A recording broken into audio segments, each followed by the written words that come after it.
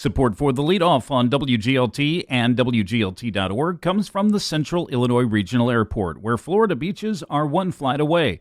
Featuring nonstop service on Allegiant Airlines to Tampa, St. Pete, and Orlando Sanford from Bloomington. Close, convenient, CIRA. More at CIRA.com. We're in a drought, and one stretch of rainy days alone won't get the area back to normal. That's one of the things you need to know to start your day for Monday, September 22nd. I'm Ryan Denham, and this is WGLT's The Leadoff.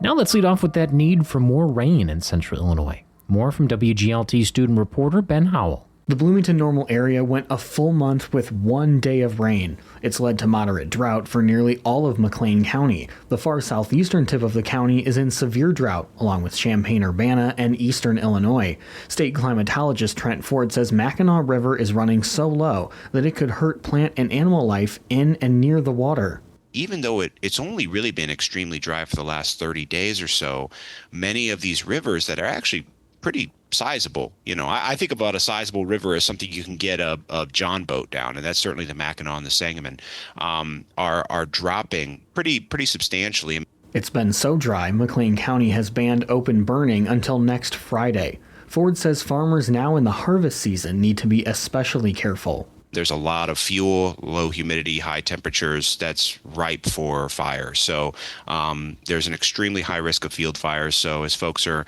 like I said, ramping up that harvest, just making sure having a plan of action before you get into the field in case of ignition can make a big difference in making sure everybody goes home safe. The Bloomington Normal area is down 7 inches of precipitation below average this year. Ford says one stretch of rainy days alone won't get us back to normal.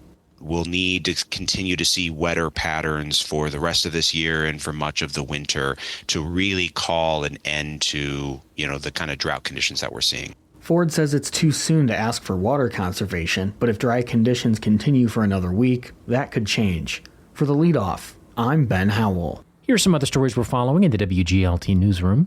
The city of Bloomington and town of Normal say McLean County government is not living up to its agreement on the use of shared sales tax money. The city and town have sent the county a formal notice of default. The Bloomington City Council will take up a potential local grocery sales tax tonight, as hundreds of cities around Illinois have already done. The meeting will be held at 6 p.m. at the Government Center. Accessing maternal health care isn't always easy, and that's true in central Illinois, too. Lack of transportation, limited access to doctors, even language barriers can create dangerous and unhealthy outcomes for pregnancy and childbirth. In this edition of WGLT's Sound Health, correspondent Michelle Steinbacher speaks with Sophie Riebert, a longtime advocate for women and families. Riebert took part in the recent Women to Women Giving Circles panel on local maternal health care. Riebert runs the Better Birth Outcomes program. We refer women to obstetricians and pediatricians, hospitals. If a woman is uninsured, we will apply for Medicaid for her. We'll connect her to WIC services that are in our office as well as any kind of referrals to community supports that they might need to support a healthy pregnancy. How many people do you serve? We serve about 800 families monthly. There have been some changes that have been made with the state. DHS is our funder, and as of July 1st, our program has changed significantly. Home visits are not a requirement anymore, but we still have people that want us to come over. The state wants us to meet with people face-to-face more often, so we're doing that wherever we can, wherever our participants are comfortable, whether that's in their home, in our clinic. If they want to meet us at the park, we'll meet them wherever, at their doctor's office. We're just there to support them. This is within the McLean County Health Department. Is this a program that specifically would be for women who are not receiving commercial insurance or are underinsured? The demographic would be any woman that is living 200% of the federal poverty level. So some of those women could have commercial insurance. Many do not, though. One of the things that was discussed at this local maternal health care panel was disparity in access to care. What can you tell us about McLean County? Are we seeing trends that maybe are also national? Similar here. We are fortunate in that we are not a maternal care desert in McLean County. However, counties around us are, which are then forcing women to seek care elsewhere.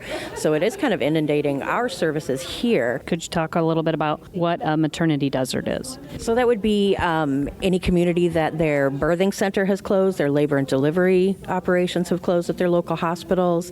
OB providers have ceased to practice in those communities. So then that forces women to travel longer distances to seek care, which obviously then is dangerous for pregnant women, women in labor. It's not ideal at all. Even without the maternity care deserts, though, women with Medicaid or women who are underinsured were finding a hard time finding providers who would accept their insurance. So many do not. Can you talk about what that looks like in McLean County? Well, in McLean County, a little over half of the providers, OB providers, do accept Medicaid. However, many of them have caps, limits on how many of those patients they'll accept weekly or monthly.